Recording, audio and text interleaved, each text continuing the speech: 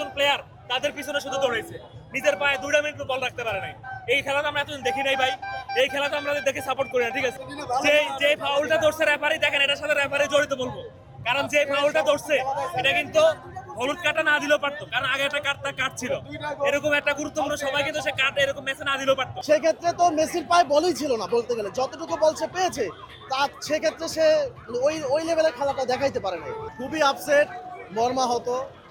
আশা করেছিলাম এবার ওয়ার্ল্ড কাপটা হয়তো আমরা পাবো, বাট হয়তো আসলে স্পেনের ভালো পারফরমেন্সের কারণে এবং আমাদের কিছু লো পারফরমেন্সের কারণে হয়তো আমরা এটা মিস করে গেলাম। বাট ইনশাল্লাহ আশা করি নেক্সট ওয়ার্ল্ড কাপে হয়তো আমরা ভালো কিছু করব।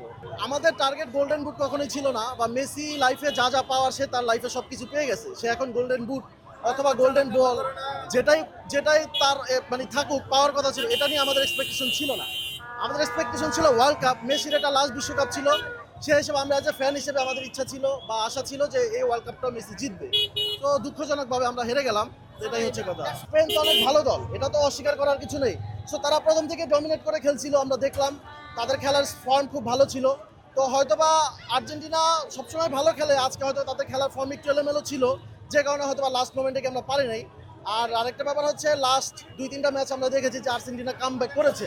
তো আমাদের একটা কনফিডেন্স ছিল যে আমরা হয়তো কামব্যাক করবো লাস্ট মোমেন্টে গিয়ে, কিন্তু আসলে পরে আর হয়ে ওঠে নাই ব্যাড লাকের কারণে। ইজিপ্টের সাথে যে ম্যাচটা হয়েছিল, আমি অ্যাজ এ ফ্যান হিসেবে হয়েছে, কারণ রেফারি তো পরে অবশ্যই সেটা বিবৃতি দিয়েছে যে ইজিপ্টের সাথে তাদের ফাউল এবং আর্জেন্টিনার ফাউল দুইটাই সমতা ছিল। আমি মনে করি না সেক্ষেত্রে কোনো ঝামেলা ছিল। সো যেটা চলে গেছে সেটা তো আসলে তারা ডিসিশন দিয়েই আমরা ম্যাচটা জিতছি, এটা এমন না যে আমরা জোরপূর্বকভাবে কিছু করেছি। মেসির কাছে এখন আর কোনো প্রত্যাশা নাই, সে আমাদের অ্যাজ এ সাপোর্টার হিসেবে বা ফ্যান হিসেবে যা যা পাওয়ার মেসি আমাদেরকে সবই দিয়েছে, তার থেকে আলাদা করে আমাদের চাওয়ার মতো কিছুই নাই। সে একটা ফ্যান হিসেবে একটা বেস্ট ফেভারিট প্লেয়ারের থেকে যতটুকু পাওয়া উচিত, মেসি তার থেকে দ্বিগুণ তিনগুণ বেশি আমাদের দিয়েছে। তুলনামূলকভাবে একটু কম ছিল। আমি যেহেতু স্পেন দলটা ডমিনেট করে খেলছে, সেক্ষেত্রে তো মেসির পায়ে বলই ছিল না বলতে গেলে, যতটুকু বল সে পেয়েছে তার সেক্ষেত্রে সে ওই লেভেলের খেলাটা দেখাইতে পারে নাই। যদি আর্জেন্টিনা ডমিনেট করে খেলতো বা তারা যদি সেইভাবে অপোনেন্টকে টার্গেট করে খেলতে পারতো, তাহলে হয়তো মেসি ভালো কিছু করতে পারতো। আমরা কিন্তু আজকে মাঠে আর্জেন্টিনা পাই নাই, না, সেটা পাইনি। টোটালি প্রথম থেকে কিন্তু কিছু জিতে খেলা। আপনি দেখেন 90 মিনিটে কি আর্জেন্টিনা কোনো শট করেছিল? আর এই যে মনে করেন যে ফাউলটা আজকে যদি কন্টেস্ট করে হাত তো আমরা মানতে পারতাম। যে ফাউলটা ধরছে রেফারি, দেখেন এটার সাথে রেফারি জড়িত বলবো, কারণ যে ফাউলটা ধরছে এটা কিন্তু হলুদ কার্ডটা না দিলেও পারতো, কারণ আগে একটা কার্ডটা কাটছিল, এরকম একটা গুরুত্বপূর্ণ সময় কিন্তু সে কার্ড এরকম ম্যাচে না দিলেও পারতো। সুতরাং এটার সাথে রেফারি জড়িত আছে। আর আমি মনে করি আমাদের দল জিতার জন্য খেলে না, ঠিক আছে, জিতার জন্য খেলে। শেষ 5 মিনিটে যে খেলাটা খেলছে, এই খেলাটাকে প্রথমে খেলছে ভাই কামব্যাক করা 20 মিনিটে, যে পরবর্তী 70 মিনিট পরে খেলে। 70 মিনিট পরে কোনো প্লেয়ার খেলছে, একটা প্লেয়ার আজকে শুধু স্পেনের প্লেয়ারদের পিছনে পিছনে দৌড়াইছে 2টা মিনিটের জন্য, দেখে না পায়ে বল রাখতে, একটা বল পাইছে, বলটা শর্ট করে দিছে। 2টা মিনিটের জন্য পায়ে বল রাখে না। আমি মনে করছি একজন আর্জেন্টিনা একজন সাপোর্টার হিসেবে, ডাই হার্ড ফ্যান হিসেবে আমি মনে করছি আমরা খুবই হতাশ।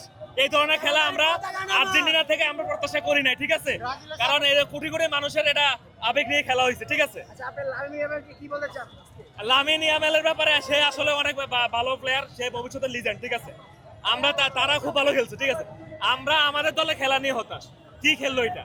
জিতার জন্য যে খেলাটা দরকার, আপনি শুধু তাদের পিছনে দেখেন 11 জন প্লেয়ার তাদের পিছনে শুধু দৌড়াইছে, নিজের পায়ে 2 মিনিট বল রাখতে পারে নাই।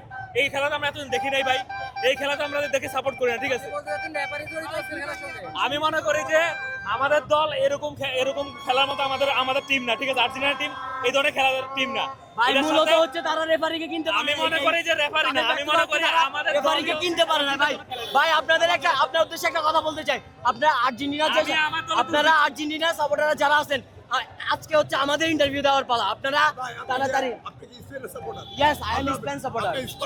আজকের জন্য হ্যাঁ ভাই, আমি বলি শুনে, আমি হচ্ছি ব্যাচেলার পয়েন্টের শিমুল। আইডল করে দুয়ার ও কইছে ব্রাজিল আর কইছে স্পেন করে কিনলাই। স্পেনের সুন্দর সুন্দর মাইয়া আছে ইয়াল্লাই। ব্রাজিলের সাবে জার্সি ছিল, একটু আগে স্পেন সাবে জার্সিটা কিনতে। এটা ভুল। ভাই এটা গত বছর থেকে ছোট হয়ে গেছে ভাই, ছোট হয়ে গেছে গত বছরের জার্সি। আরে আমরা তো রেফারি দোষ দেই না। ভাই আপনারা এখানে আজকে হচ্ছে আমাদের ধাপে ধাপে 7টা আব্বা পাল্টায় এখন আজকে আমাদের ইন্টারভিউ দেওয়ার পালা। আপনারা বাসায় যান, বাসায় যায় পতাকা নামান। আপনারা সেভেন আপ খান, আপনারা দল আপনারা কাঁপবেন না। আপনার লেভেলে নাই, আপনার পতাকা নামান যান। আমরা রানার আপ দল, আমরা রানার আপ দল, আমরা 22-এর চ্যাম্পিয়ন, আপনারা সেভেন আপ খান। আমরা 22-এর চ্যাম্পিয়ন, রানার আপ দল, আমরা মাঠে আচ্ছা দাদা, তারা আবার 36 বছর পরে চ্যাম্পিয়ন হবে। আবার 36 বছর আর পাবে না তারা। আবার 36 বছর আর পাবে না। এই ম্যাচ আবার সবচেয়ে ভালো হয় তাদের ক্রিকেট হারার পরে বলো যে ছেড়ে দিছি, আমরা খেলি না, এটা তো অজুহাত। এই ম্যাচ আমরা ছেড়ে